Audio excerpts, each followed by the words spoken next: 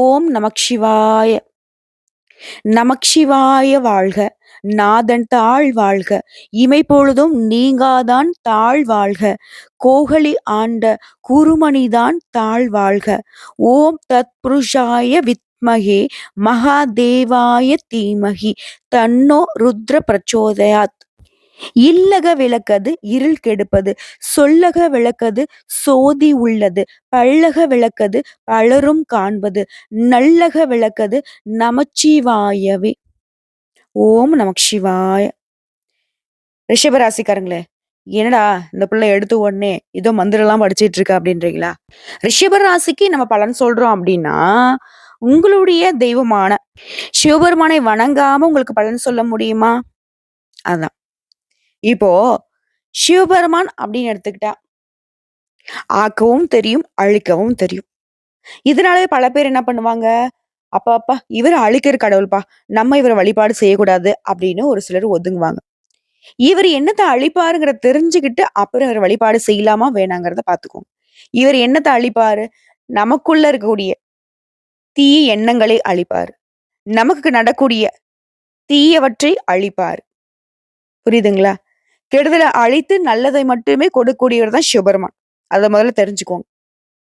அது மட்டும் இல்லைங்க, இந்த சிவபெருமான் நீங்க வழிபாடு செய்வதனால உங்களுக்கு ஏதாவது தோஷம் இருக்கு, குற்றங்கள் இருக்கு, கஷ்டங்கள் இருக்கு அப்படின்னாக்கா அது எல்லாமே நீங்கி நிம்மதியான வாழ்க்கையை அருளிடுவார். குறிப்பா பண ரீதியா ஏற்படக்கூடிய அனைத்து விதமான பிரச்சனைகளையும் நீக்கக்கூடிய வல்லமை சிவபெருமானுக்கு உண்டு. அப்படி எதுவும் பெருசா எனக்கு தெரியாதேம்மா, குபேர கடவுளையும் மகாலட்சுமி தாயாரையும் வழிபாடு செஞ்சா மட்டும்தானே நமக்கு பணம் கொட்டும் அப்படின்னு ஒரு சிலர் நினைச்சிட்டு இருக்கீங்க. கிடையாது. பணப்பிரச்சனை நீங்கவும் பணவரவு அதிகமாகவும் நீங்க சொல்ல வேண்டிய சிவபெருமானுடைய மந்திர சொல் என்ன தெரியுமா? ஓம் நமோ சிவாய சர்வ குபேர வசி வசி ஓம். இந்த மந்திரத்தை திரும்பவும் சொல்றேன், நோட் பண்ணி கூட வச்சுக்கோங்க. ஓம் நமோ சிவாய சர்வ குபேர வசி வசி ஓம்.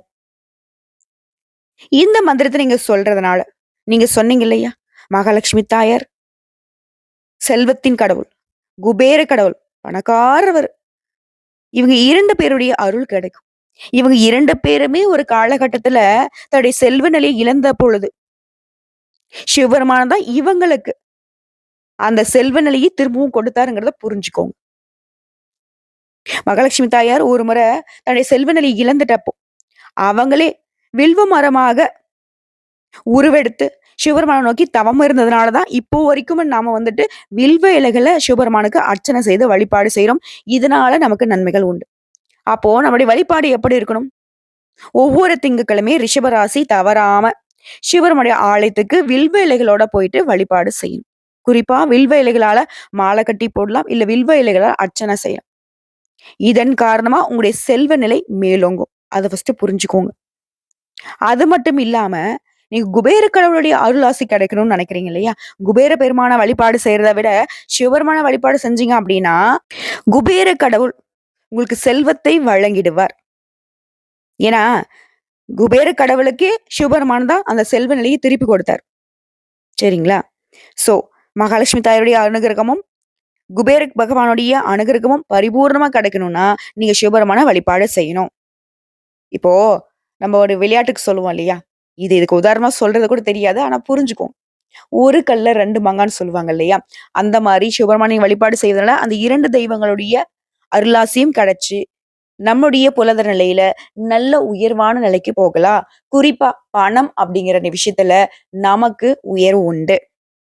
அது இந்த மந்திரத்தை நீங்க முழுசா முழு மனதோட நம்பிக்கையோட சொல்லிட்டீங்க அப்படின்னாக்க வாழ்க்கையில இந்த சிவபெருமானுடைய அருளாசியினால பண மழை பொழியும், பண பிரச்சனைகள் தீரும். ரிஷபராசிக்காரங்களே, ஏம்மா எனக்கு மட்டும் பணம் பணம் சொல்லிட்டு இருக்கு அப்படின்னா, நிறைய பண தேவைகள், நிறைய பண நெருக்கடிகள் ரிஷபராசிக்கு உண்டு. கடன் மேல கடன் வாங்கி, இங்க கடன் வாங்கி, அங்க கடன் அடிக்கிறது, வட்டிக்கு மேல வட்டி வாங்கி பண பிரச்சனையால பெரும் பாடுபட்டுட்டு இருக்கீங்க. உங்களுக்கு பலன் சொல்ல வந்துட்டு உங்களுடைய பிரச்சனைக்கு தீர்வு தரணுமா இல்லையா? அதற்கான தீர்வை சொல்லிட்டு சரிங்களா? சரி, இப்போ வந்து நம்ம இந்த வீடியோ பதிவு எதற்காக, தலைப்பு என்ன போட்டிருக்கேன், அது சம்பந்தமான பதிவுகளை பார்க்கலாம். அதுக்கு முன்னாடி நம்ம வீடியோ பத்தி பார்க்கக்கூடிய ரிஷபராசிக்காரங்களே, இந்த மந்திரத்த ஒரு 3 முறை உச்சரிச்சுட்டு இந்த வீடியோ பத்தி தொடர்ந்து பாருங்க. சிவபெருமானுடைய அனுகிரகம் உங்களுக்கு உண்டு. தலைப்பு என்னவோ போட்டிருக்கேம்மா, மார்ச் 31 அந்த மார்ச் மாசம் முடியறதுக்குள்ளயே எங்களுக்கான 8 பிரச்சனைகள் தீரும்னு போட்டிருக்கியே. அது என்ன 8? நம்முடைய வாழ்க்கை நிலையே 8 8ஆ பிரிச்சு பார்த்தா ஒரு அர்த்தமாவே இருக்கும். அப்படிதாங்க. ஒரு 8 பிரச்சனையால ரிஷபராசிக்காரருடைய வாழ்க்கை நிலையில கொஞ்சம் கஷ்டங்களும், கடினங்களும் தொடர்ந்து இருந்துகிட்டு இருக்கு. அந்த 8 பிரச்சனை நம்ம சரி செஞ்சுட்டா, எல்லாமே மாறப்போகுது. உயர்வா வாழப் போறீங்க. உற்சாகமா வாழப் போறீங்க. அது என்ன ஏதுங்கிறத இப்ப தெளிவா பார்க்கலாமா? ரிஷபராசி ஒரு தவ வாழ்க்கை வாழக்கூடியவங்க. ரிஷிகள் மாரி, முனிவர்கள் மாதிரி. இவங்கள பார்க்கிறவங்க எல்லாருமே, "அ இதால என்ன பண்ண முடியும்?" அப்படின்னு யோசிப்பாங்க. ஆனா, இவங்க நெனச்சா மத்தவங்க பண்ண முடியாத விஷயத்த கூட சர்வ சாதாரணமா செய்ய முடியும். ஆனா, எத பண்ணணும், எத பண்ணக்கூடாதுங்கிறதுல ரொம்ப கிளியரா இருக்கக்கூடியவங்க. அதாவது நம்முடைய வாழ்க்கையில கஷ்டங்கிறது இப்ப மட்டும் தான். இந்த கஷ்டத்த நம்ம ஏத்துக்கிட்டோம் அப்படின்னா, பின்னாடி நம்ம சந்தோஷமா இருக்கலாம். இவங்கள நோக்கி 1000 குறுக்கு வழிகள் வரும். 1000 சந்தோஷங்கள் வரும். ஆனா, அதெல்லாம் வேணாம். புரியுதுங்களா? எனக்கான வாய்ப்ப, என்னுடைய தேவைகள நானே பார்த்துக்கிறேன். அதுக்கு கடவுள் வந்துட்டு வாய்ப்பு கொடுத்தா மட்டும் போதுன்ட்டு, கடவுள் மீது அதீத நம்பிக்கை கொண்ட இந்த ரிஷபம் இப்ப வரைக்கும் தனக்காக தன் கை தான் உதவிங்கிறதுல ரொம்ப உறுதியா உழைச்சுக்கிட்டு இருக்கீங்க. இப்ப நான் உங்களுக்கு பலன் சொல்லணும். ரிஷபராசியில கோடான கோடி பேர் இருப்பீங்க. எங்கேயோ பொறந்து, எங்கேயோ வளர்ந்து, ஏதோ ஒரு பேர்ல, ஏதோ ஒரு ஊர்ல இருப்பீங்க இல்லையா? உங்களுக்கு எப்படிங்க நான் பலன் சொல்ல முடியும்? இப்ப ரிஷபராசிய பொறுத்தவரைக்கும் கோடான கோடி பேர் இருப்பீங்க. எங்கேயோ பொறந்து, எங்கேயோ வளர்ந்து, ஏதோ ஒரு பேர்ல, ஏதாவது ஒரு ஊர்ல இருப்பீங்க. உங்களுக்கான பலன்கள் அப்படிங்கிறது, நான் எப்படி சொல்ல முடியும்? பொது பலன்களா சொல்ல முடியும். ரிஷப ராசியில எந்தெந்த கிரகங்கள் எங்கெங்க உட்கார்ந்திருக்காங்க, அத வச்சு சொல்ல முடியும். அப்போ ரிஷப ராசியில இருக்கக்கூடிய கார்த்திகை நட்சத்திரம் 2ஆம் பாதம், 3ஆம் பாதம், 4ஆம் பாதம், ரோகிணி நட்சத்திரம், மிருகசீரிடம் நட்சத்திரம் 1ஆம் பாதம், 2ஆம் பாதம். இந்த நட்சத்திரங்கள் எல்லாருக்குமே இந்த பொது பலன்கள் பொருத்தமாகும். கிரக நிலைன்னு பார்த்தோம்னாக்கா, உங்க ராசியில முழு சுப கிரகம்னு சொல்லக்கூடிய குரு பகவான் உட்கார்ந்திருக்கார். ரொம்ப அற்புதமான அமைப்புங்க. அடுத்த தன வாக்கு குடும்பஸ்தானத்தை பொறுத்த வரைக்கும் செவ்வாய் பகவான் வக்ர கதியில உட்கார்ந்திருக்காரு. அடுத்ததான் பஞ்சமஸ்தானத்தை பொறுத்த வரைக்கும் பாம்பு கிரகமான கேது பகவான் உட்கார்ந்திருக்காரு. அடுத்தா தொழில் ஸ்தானத்தை பொறுத்த வரைக்கும் நவகிரகங்களோட முதல்வன்னு சொல்லக்கூடிய சூரிய பகவானும், அவர் கூடவே தொழில்காரகன்னு சொல்லக்கூடிய சனீஸ்வர பகவானும் கூட்டணியில உட்கார்ந்திருக்காங்க. அடுத்ததா லாபஸ்தானத்தை பொறுத்த வரைக்கும் புத்திக்கு அதிபதியான புதன் பகவானும், உச்சபட்ச வாழ்க்கை நிலையை கொடுக்கக்கூடிய சுக்கிர பகவானும், அதுலயே ரொம்ப மோசமான பாம்பு கிரகம்னு சொல்லக்கூடிய ராகு பகவானும் 3 பேரும் கூட்டணியில வலம் வராங்க. சோ இதை பொறுத்து ரிஷபத்திற்கு நல்ல காலம் தாங்க. சொல்லப்போனா விஷயம் உங்களுக்கு இருக்கக்கூடிய பிரச்சனையிலேயே பிரச்சனை சரியாக போகுதுன்னு சொன்னேன் இல்லையா?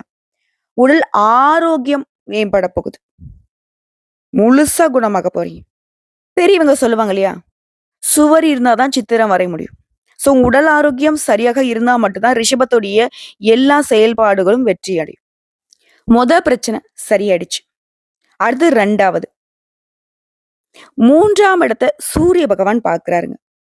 இதனால மனசுல இருந்த குழப்பம், கவலைகள் நீங்குது. ஒரு மனுஷன் அவன் செய்யக்கூடிய எல்லா செயல்பாடும் நல்ல வகையில இருக்கணும்னா, அவனுடைய மனசு ஃபர்ஸ்ட்டு தெளிவா இருக்கணும். அவன் கரெக்ட்டா ஒரு விஷயத்த செய்யணும்னா, எந்த ஒரு கவலையும் இல்லாம கான்சன்ட்ரேஷன் முழுக்க அவனுடைய செயல்பாடுல இருக்கணும். ஆனா, இத்தன நாளா ரிஷபராசிக்கு இதுவும் பாதிப்பா தான் இருந்துச்சு. பிரச்சனையா தான் இருந்துச்சு. ஸோ இந்த 2வது விஷயமும் சரி செய்யப்பட்டது. மன ஆரோக்கியம், கவலை இல்லாத வாழ்க்கை. அடுத்த 3வது விஷயம். எத பண்றதுக்கும் நமக்கு தைரியம் வேணும் இல்லையா? ஸோ தைரியம் உண்டாகுது. இத்தன நாளா எதுக்கெடுத்தாலும் ஏதாவது ஒரு பயம் தொத்திக்கிட்டே இருந்துச்சு இல்லையா? பயம் விலகி தைரியம் உண்டாகுது. அடுத்து 4வது விஷயம். சொந்தமா தொழில் செய்யக்கூடிய, வியாபாரம் பார்க்கக்கூடிய ஆண்களோ, பெண்களோ தொழில் ரீதியா, வியாபாரம் ரீதியா நீங்க எதிர்பார்த்த லாபம் கிடைக்கும். இத்தன நாளா போட்ட முதலீட எடுக்க முடியுமா? அப்படின்னு தவிச்சிட்டு இருந்திருப்பீங்க. ஸோ தொழில பொறுத்தவரைக்கும் செலவுகளும் இருக்குங்க. ஆனா, செலவுகள் கட்டுக்குள்ள இருக்கும். ஸோ 4வது விஷயமும் சூப்பர். அடுத்து 5வது விஷயம். புதிய ஆர்டர்கள் கிடைக்கும். புதிய ஒப்பந்தங்கள் கிடைக்கும். இதுக்கு தானே நம்ம அவ்ளோ பாடுபட்டோம். அடுத்ததா 7வது விஷயம். உத்தியோக பணிகள பொறுத்தவரைக்கும், உத்தியோகத்துல இருக்கிறவங்க தனியார் துறையோ, அரசாங்க துறையோ, இத்தன நாளா தயக்கத்தோட வேல பார்த்துட்டு இருந்தீங்க. நாம என்ன பண்ணாலும் மேலதிகாரிங்க திட்ட தான் போறாங்க. நாம என்ன செஞ்சாலும் நம்முடைய உழைப்புக்கு ஏற்ற அங்கீகாரம் கிடைக்கல. நம்ம என்ன செஞ்சாலும் நமக்கு பதவி உயர்வும் கிடைக்க போறதில்ல, சம்பள உயர்வும் கிடைக்க போறதில்ல. இப்படி புலம்பிட்டு இருந்த ரிஷபத்திற்கு இந்த காலகட்டத்தில இந்த மார்ச் மாதம் முடியறதுக்குள்ள நீங்க எதிர்பார்த்த மாதிரியே உங்க உழைப்புக்கு ஏற்ற அங்கீகாரமும், பதவி உயர்வும், சம்பள உயர்வும் கிடைக்குங்க. அடுத்ததா எந்திர மாதிரி வேல பார்த்துட்டு இருந்த நீங்க, இனி கொஞ்சம் ஓய்வு எடுக்கிறதுக்கான வாய்ப்பு உண்டு. இருந்தாலும் உங்களுடைய வேலையில கொஞ்சம் கவனம் இருக்கட்டும். அடுத்ததா குடும்பத்த பொறுத்தவரைக்கும், எப்படா நிம்மதி இருக்கும்னு நெனச்சீங்க இல்லையா? இப்போ உங்க மனசுக்கு புடிச்ச மாதிரி நிம்மதியான சூழ்நிலை இருக்க போகுது. இதையடுத்து சொந்தக்காரங்களுடைய வருகை இருக்குங்க. அவர்களால உங்களுக்கு அனுகூலம் உண்டு.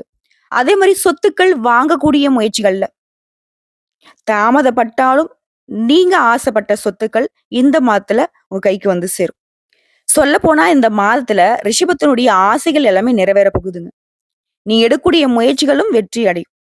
அடுத்து பெண்கள பொறுத்தவரைக்கும், நீங்க எடுத்த முடிவ நிறைவேற்றுவதில கண்ணும் கருத்துமாக இருக்க போறீங்க. அத செயல்படுத்திக்கவும் போறீங்க. அடுத்த கலைத்துறை இருக்கிறவங்க, சில அத்தியாவசிய தேவைகளுக்காக கொஞ்சம் செலவு செய்வீங்க.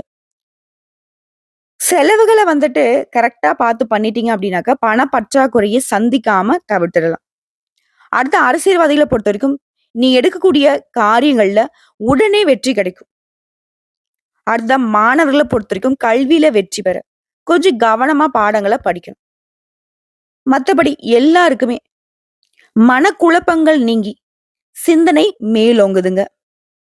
மேலும் சொன்னா, இந்த ரிஷபம் அப்படிங்கிறவங்க கலைநயம் மிளிரக்கூடிய சுக்கிர பகவானை அதிபதியா கொண்டவங்க.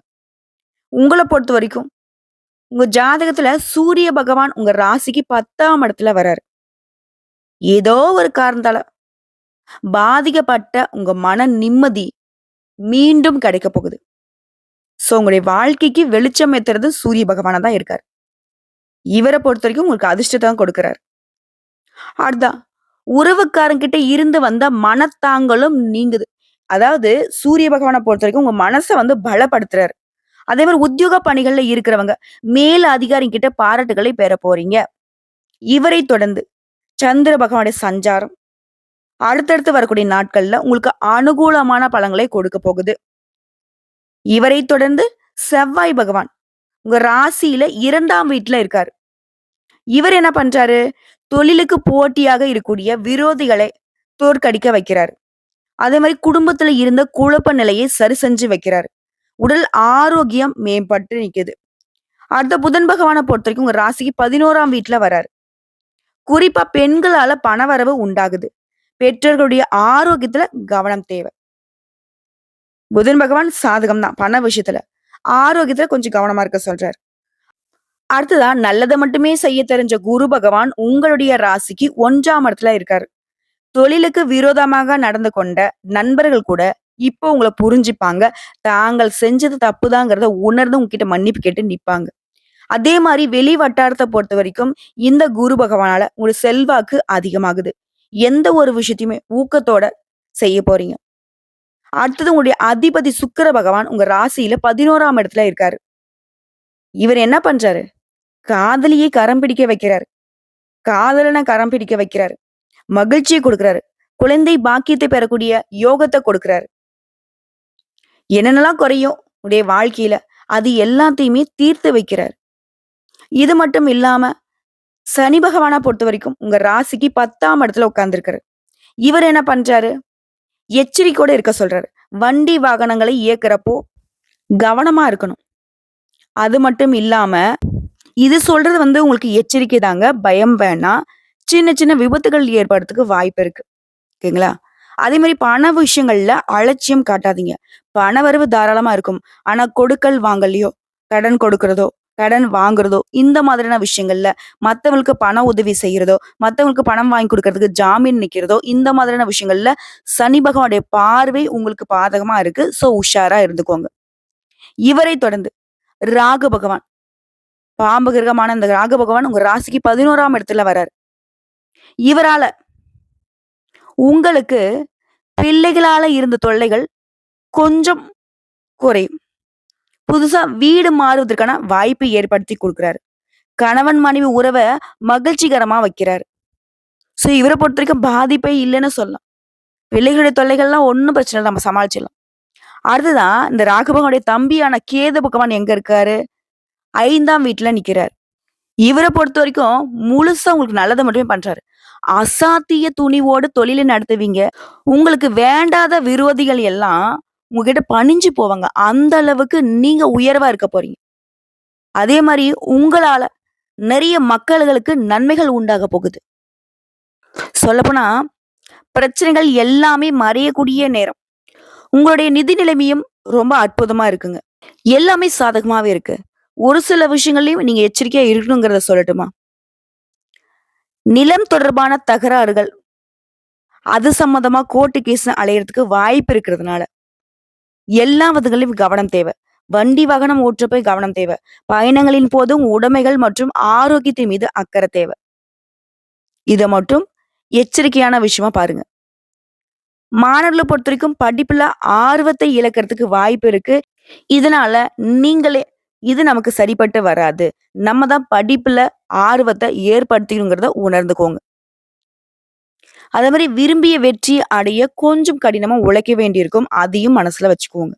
மத்தபடி ரிஷபராசிக்கு எல்லாமே நீங்க திட்டம் தீட்டுற மாரி தாங்க உங்க வாழ்க்கை நிலை இருக்கு. சொல்லப்போனா கடவுள் வந்துட்டு 100க்கு 90% சாதகமாவும், மீதி இருக்கக்கூடிய அந்த 10% மட்டும் நீ பார்த்து சரி செஞ்சுக்கப்பா அப்படிங்கிற மாரி கொடுத்திருக்கிறாரு. ஸோ இப்ப வரைக்கும் பார்த்தது பொது பலன்கள் பார்த்திருக்கோங்க. இப்ப நம்ம நட்சத்திர பலன்கள பார்க்கலாம். கார்த்திகை நட்சத்திரம் 2ஆம் பாதம், 3ஆம் பாதம், 4ஆம் பாதம். சூரிய பகவானால கூலி வேலை செய்தாலும் சரிங்க, இல்ல எந்த வேலை செய்தாலும் சரி, எந்த துறைகள்ல நீங்க இருந்தாலும் சரி, முன்னேற்றம் உண்டாகுது. வேலைக்காக முயற்சி பண்றீங்களா? அந்த முயற்சிகள்ல வெற்றி உண்டு. நீங்க செய்யக்கூடிய வேலையிலும் வெற்றி பெற போறீங்க. தொழில்ல ஏற்பட்டிருந்த நெருக்கடிகள் நீங்குது. புதிய தொழில் தொடங்கக்கூடிய முயற்சிகள் எல்லாமே இப்ப நிறைவேற போகுது. உழைப்பாளர்கள பொறுத்தவரைக்கும் உங்களுடைய நிலையில உயர்வை பார்க்க போறீங்க. வருமானத்துக்கு ஒரு குறையும் இல்லைங்க. அதிகமாவே இருக்க போகுது. அடுத்து ரோகிணி நட்சத்திரம். ராகுவும், குருவும் இவங்களுடைய பரிவர்த்தனையால யோகமான பலன்களை அனுபவிக்க போறீங்க. வருமானம் அதிகமாகுது, பொன் பொருள் சேருது, வெளிநாட்டு முயற்சிகள் சாதகமா முடியுது, பணியாட்களுக்கு கூட நல்ல ஒத்துழைப்பு அதிகமாகும். குடும்பத்துல உங்களுக்கு இருந்த குழப்பங்கள் எல்லாமே விலகி போகுது. அடுத்து மிருகசீரிடம் நட்சத்திரம் 1ஆம் பாதம், 2ஆம் பாதம். நடக்கிறது எல்லாமே உங்களுக்கு சாதகம். செவ்வாய் பகவானை பொறுத்தவரைக்கும் வாக்குஸ்தானத்துல சஞ்சாரம் பண்றது நெருக்கடிகளை கொஞ்சம் கொடுப்பாரு. மத்தபடி உங்களுக்கு சாதகமா நிப்பாரு. அடுத்து குரு பகவானுடைய பார்வை அப்படிங்கிறது உங்களுடைய செல்வாக்கு உயர்த்தி வைக்குது. இழுபறியாக இருந்த வேலையை நடத்தி வைக்குதுங்க. ஒரு சிலருக்கு புதுசா இடம் வாங்குறது, வீடு வாங்குறது இந்த மாதிரியான யோகம் உண்டாகுதுங்க. வியாபாரம் செய்யறவங்களுக்குலாம் முன்னேற்றம் அடைய போறீங்க. குழந்தை பாக்கியத்துக்காக இயங்கியவர்களுக்கு பல நாள் கனவுகள் இப்ப நனவாக போகுது. மாணவர்களை பொறுத்த வரைக்கும் படிப்புல கவனம் தேவைங்க. ஆக மொத்தத்துல இந்த காலகட்டத்துல பண பற்றாக்குறை இருக்காது. குடும்பத்துல மகிழ்ச்சியும் சந்தோஷமா இருக்க போகுது. திடீர் பணவரவு ஏற்பட போகுது. எப்பயோ கொடுத்த பணம் தன்னால திரும்பி வரப்போகுது. நல்ல பலன்கள் அதிகமா கிடைக்க போகுது. தேர்வுகள்ல வெற்றி கிடைக்கும். கலைஞர்கள பொறுத்தவரைக்கும் நல்ல வாய்ப்பு கிடைக்குங்க. உங்கள பொறுத்தவரைக்கும் பரிகாரம்ங்க. வெள்ளிக்கிழமைகள் தோறும் அருகில் உள்ள ஏதாவது ஒரு அம்மன் ஆலயத்துக்கு சென்று, மஞ்சள் குங்குமத்தால அர்ச்சனை செய்து, மல்லிகை பூ மாலை சாற்றி, நல்லெண்ணெய் தீபமேற்றி வழிபாடு செய்ய உங்களுடைய வாழ்க்கை வெற்றிகரமாக அமையுங்க. இந்த அம்மனுடைய வழிபாடுங்கிறது உங்களுடைய கஷ்டங்கள் நீங்கி சுகம் உண்டாக்கும். உங்களுடைய வாழ்க்கையே வளமாக மாத்திக் கொடுக்கும். இப்போ அம்மா இருக்கிற வரைக்கும் வீட்ல செல்வத்துக்கு ஒரு குறையும் இருக்காது. வீட்ல எவ்வளவு கஷ்டம் இருந்தாலும் சரி, அம்மா கிட்ட அட்லீஸ்ட் ரூ. 10 இருக்கும். அப்படிதாங்க. வீட்ல பொருளாதார நெருக்கடிகள் தலைவிரிச்சு ஆடுது அப்படின்னாக்கா, ஒவ்வொரு வெள்ளிக்கிழமையுமே நீங்க அருகில இருக்கக்கூடிய அம்மன் ஆலயத்துக்கு மல்லிகை பூ வாங்கி குடுத்து வழிபாடு செஞ்சு பாருங்க. உங்களுடைய செல்வ நிலை மேலோங்கும். 2வது தெய்வத்துடைய வழிபாடுங்க. ஒவ்வொரு திங்கட்கிழமையும் சோமாஸ்கந்தரை வழிபாடு செய்ய உங்க வாழ்க்கையில முன்னேற்றம் உண்டு. ஸோ இப்போ வரைக்கும் பார்த்த பொது பலன்கள், நட்சத்திர பலன்கள், பரிகாரங்கள் எல்லாமே ரிஷபராசிக்கு இந்த மார்ச் மாதம் 31ஆம் தேதி முடியறதுக்குள்ள ரிஷபத்துடைய எதிர்பார்ப்புகள் எல்லாமே பூர்த்தியாக போகுது. குறிப்பா உங்களுடைய ஆசைகள் எல்லாமே நிறைவேற போகுது. ரிஷபத்த பொறுத்தவரைக்கும் இவங்க ஒண்ணு நினைப்பாங்க. நடக்கிறது பார்த்தீங்கன்னாக்க இவங்க நினைச்சதுக்கு அப்படியே நேர்மாறா இருக்கும். ஸோ இதனாலவே ரிஷபம் வந்து பார்த்தீங்கன்னாக்க எதுவுமே ஆசைப்படக்கூடாதுன்னு நினைச்சிருப்பீங்க. ஆனாலும் மனசுக்குள்ள இருக்கும் இல்லையா? நம்ம நினைக்கிறதெல்லாம் என்னைக்கிட்ட நடந்திருக்கலாம்னு நினைச்சிருப்பீங்க. ஆனா, இந்த மார்ச் மாதம் 31க்குள்ள நீங்க நினைக்கிறது எல்லாமே நடக்கும். நினைக்காததும் உங்களுக்கு சாதகமா நடக்கும். நீங்களே நினைச்சுப்பீங்க. என்னடா இது நம்ம வாழ்க்கையா இப்படி? கடவுள் தெரியாம நமக்கு அதிர்ஷ்டத்துடைய கதவ தொறந்துட்டாங்க போல அப்படின்னு கூட நீங்க யோசிப்பீங்க. ஏன்னா, அந்த அளவுக்கு அடுத்தடுத்து உங்களுடைய வாழ்க்கையில அதிர்ஷ்ட காத்து வீசப்போகுது. வரக்கூடிய வாய்ப்ப கரெக்ட்டா பயன்படுத்துங்க. நம்ம முன்னாடியே சொன்ன மாதிரி எந்தெந்த விஷயங்கள் நீங்க செய்யணும், எந்தெந்த விஷயங்கள தவிர்க்கணும்னு சொல்லியிருக்கேன். அதே மாரி பரிகாரமும் சேர்த்து சொல்லியிருக்கேன். கரெக்ட்டா கொஞ்சம் மாத்திக்கோங்க. ரிஷபமே நல்லா இருக்க போறீங்க. ரொம்ப நல்லா இருக்க போறீங்க. அதாவது இப்ப ரிஷபம் வந்து தைரியமா சொல்லலாம். சிவன் என்னோட இருக்க. எவன் வந்தா என்ன? அந்த யமனே வந்தா என்னங்கிற அளவுக்கு.